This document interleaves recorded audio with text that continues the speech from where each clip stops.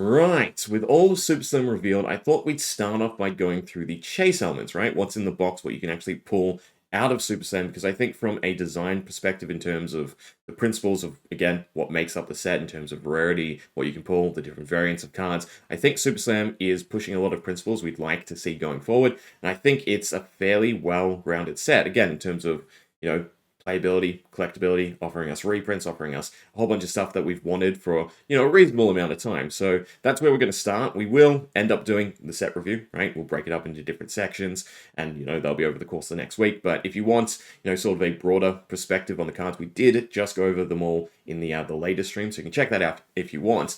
But we are going to start with the chase element. So I guess the first point of contention is the Fable, but luckily for us, unlike with High Seas, it does come in rainbow foil and cold foil. So yes, there will be at least, what does it work out?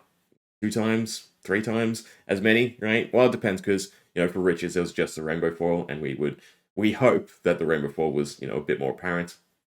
Kind of didn't seem so, right? But at least with Authority of Atea, hopefully, it is somewhat accessible because it is obviously a really playable generic. And that is, again, a point of contention because, it could definitely be something that's necessary.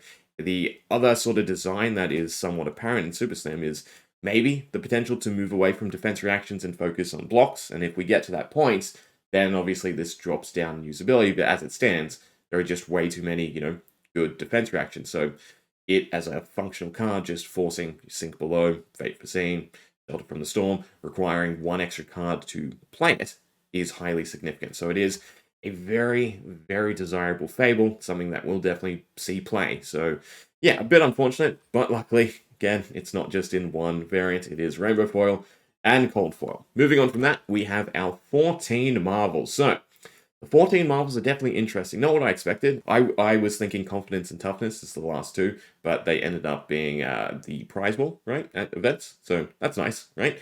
The actual 2 we got are still pretty cool. So we got Klloo, End of the Line, as a Gravy ally, matching the theme. All the other ones come in Marvel, so makes sense. And then we have a nice cultural appreciation card, essentially, in a alt art Marvel, which I think the thought is that it will just be in the native language that it's in, right? Again, as a form of cultural appreciation, which is beautiful, right? The card for me, artistically, is not, my most favorite thing in the world, but understanding the backstory, the lore, the connection to it, it is definitely a wonderful thing to see LSS put into their game, right? It's a wonderful habit, right? We see it with Cheyenne, we see it with a few different cards where they have a mountain of appreciation for different facets, and that's always beautiful to see. So these are our 14 Marvels. We have our 4 Olympia pieces, right? Equipment. Then we have 9 heroes in total with the Pleiades alt art, and then we have Gallows as 1 ally. So in terms of, what the rarity of these might be, is it's kind of a interesting one because obviously the equipment's somewhat short printed, right? So maybe it's harder to pull than the heroes, but it usually goes adult, young, even, but the young is less appreciated. The ally seems like he might be the easiest to pull, but then again, he might not be. And we assume that the Pleiades alt art is probably the most significant, the most special, and is something akin to maybe the Jarl or Marvel, right, from Master Pack Guardian or Dynasty. So yeah, beautiful card if you get your hands on it. And I will say it is definitely going to be absolutely stunning in person in cold foil because, cold foil lends itself to those metallic colors, those deep blues to really pop. So yeah, I like overall the set of Marvels. I mean, I'm going to use the golden set, not for Olympia, but, there's some relevancy there. And then the heroes, it's a nice thing every set, right? We've gotten accustomed to it. Now, for our legendaries, we have our 5 legendaries, 3 of which feature in the expansion slot, and reprints, Warmonger's Diplomacy, Flick Knives, and New Horizon. And then we have our 2 new gloves for the actual set. So our 2 gloves and Warmonger's Diplomacy feature in Rainbow Foil and Cold Foil, while Flick Knives and New Horizon feature in Non-Foil and Rainbow Foil. So there's a good mix there as well. Again, hard to think about the pull rates, right? A legendary usually encompasses 1 in 96, with the Rainbow Foil being easier to pull, the Cold Foil being harder to pull. Usually, the non-foil is akin to the Rainbow Foil of the cards that only have Rainbow Foil and Cold Foil, and then the Rainbow Foil of, say, Flick Knives, New Horizon is akin to that of the Cold Foil. Curious to see if that's where it lands, or if, Flick Knives and New Horizon are a bit easier to pull, not, excessively, but enough to obviously do what they want it to do as a functional reprint, right? It is, it's a bit more questionable because for instance, Command and Conquer, right? That is a 3 of cards, so it needs more of a population. Whereas both Flick Knives and New Horizon are 1 of, and they are also X specific, unlike Command and Conquer. So they don't demand as many copies being, flooded into the pool, but it would still be nice to, rein them in a little bit. Then for the cold foils, so there's 27 cold foils in total by my count, and they stretch over everything, essentially, right? We have the usual equipment, and that spans from commons to majestics. Then we have a whole cohort of extended arts. We have an item thrown in there as well, right? So starting off with the commons, we have 10 equipment and 3 commons. So a lot of these will primarily feature for limited or eventually Project Blue, so they're not the most exciting cold foils. I do like the fact that Horns and Helm are in the EA as the headpieces because they look real gorgeous, right? And they are also pretty functional since they are a on-demand defend for a Boo or a Cheer, which is significant for the new heroes. Everything else is sort of just the normal power level of limited cards, so they're probably not going to be worth too much out of the box. Now, my hope personally is that the equipment are a bit harder to pull than, for instance, the common cards. So we have Dispense is Killing Me, To Be Continued, and What Happens Next, all of which, of course, being playable cards, you want 3 copies of. So I'd like to see them be a bit easier to pull. The other sort of option then is we do have 1 rare by way of Concealed Object, a cold foil item. So having this sort of in the same bracket section, right, as the common, so Concealed Objects, Dispense is Killing Me, To Be Continued, and What Happens Next, and sort of the easiest to pull cold foils, because again, you still want 3 ofs, as opposed to the equipment, where you kind of barely want 1 of, right? So, in terms of rarity, my hope would be these are the easiest to pull, then equipment, and then all the juicy majestic stuff, right? And that way, they will attract some level of value to them, because again, these are all seemingly playable cards, right? I don't know if they're top tier playable cards. The suspense cards are really, really nice as Pleiades because, having them stick around is just so much value on board. So yeah, to have them in cold foil is great. I would hate to see it be the usual trend where we end up with mountains of the cold foil equipment and then, all the stuff we really want, even the commons, become hard to find real big chase elements when they could be, sort of that middle ground, and then the Majestics can be the real chase, right? So for Majestics, we have 5 equipment and 8 Majestics. Now, the 5 equipment are our Adaptive Alpha Mold, which is also a curiosity to me, because I would hope that, they rationalize with Hunter's Clave, and they go, this isn't a normal equipment piece, this shouldn't be short printed, and it appears in a healthy amount, right? And then we also have the 4 equipment pieces from the Pleiades Armory deck, also featuring in cold foil, and then we have our Majestic EAs, so a whole mix of, well, there's 1 of each, right? So 1 Revered Brute, 1 Revered Guardian, 1 Reviled Brute, 1 Reviled Guardian, a Brute.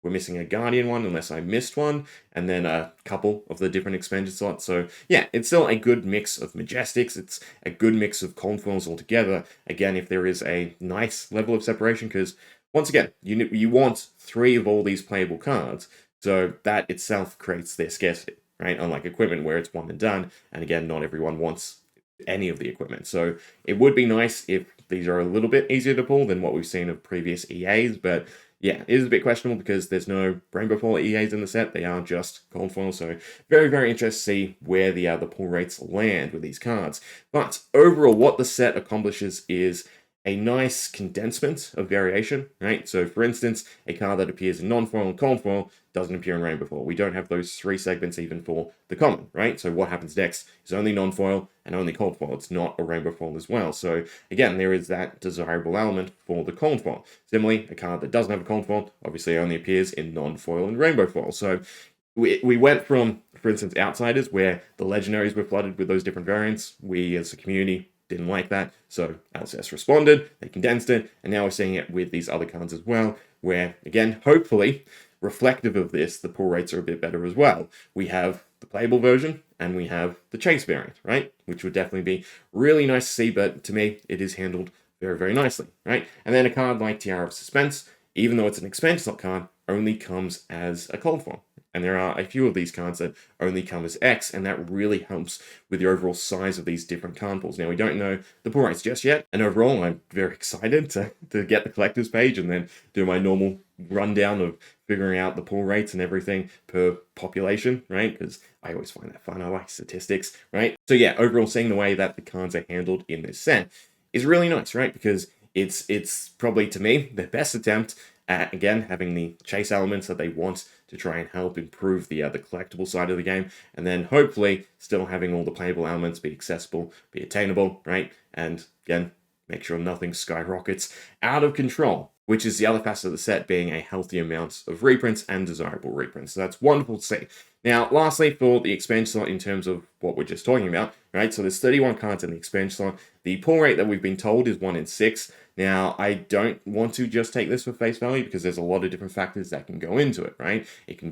That could be reflective of the total pull rate in terms of getting a legendary, getting your rainbow foils, getting your non-foils, getting your cold foil as well, right, of the expansion slot, or it could be just indicative of the non-foils. So there's a few different ways to interpret it, and again, we'll have to wait until we get the collector's page to really dive into it. But in terms of the pool size of the expansion slot, the big worry was it's huge, right, and that it doesn't actually reflect the 1 in 6 well, because in relation to a normal set, they've over doubled the expansion slot and halved the pull rate. So again, that doesn't necessarily add up evenly, but looking at the actual cards featured in the expansion slot, we have 24 non-foil Majestics, so that's basically the base form, right? And that's wonderful to see, because that at a higher pull rate is definitely beautiful. Then we have 12 Rainbow Foil Majestics, which is also nice because it thins out the Rainbow Foils. And the same thing can be said for the actual Majestics in the set, because there are quite a few Majestics that again have those EAs and therefore aren't in the Rainbow Foil pool, making the Rainbow Foils of the other cards a bit easier to pull. Then we have 8 Cold Foil Majestics. For the Legendaries, we have 2 non-foil, 3 Rainbow Foil, and 1 Cold Foil. And then we have our 5 Marvels, being the Olympa pieces,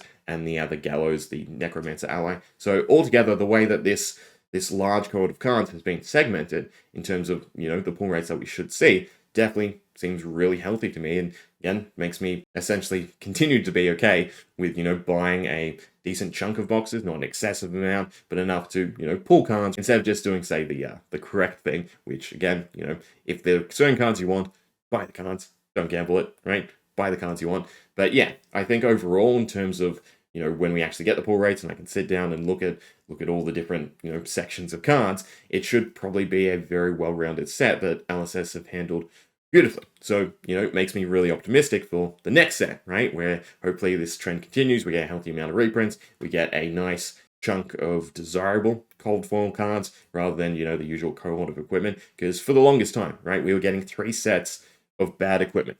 Now, one set is being relegated to the pre-release event, which is fantastic, and then the remaining sets that are actually in the set, they're fine. Again, some cards will be purposeful in other formats, Project Blue, for example, right? But they're not the worst thing, and then if they're backed up by another cohort of cards that actually seem really decent, really collectible, then that's just returning some of that value to the cold foil slot, which is definitely something we want to see. So overall, very excited to dive into Super Slam and see what the rates are, right? See, a bunch of people open stuff. And overall, I'm really happy with the chase elements, right? I'm definitely more excited for the set now that everything's in the know than before when we were just getting little drips of information. So yeah, cards look great. Cards functionally look great.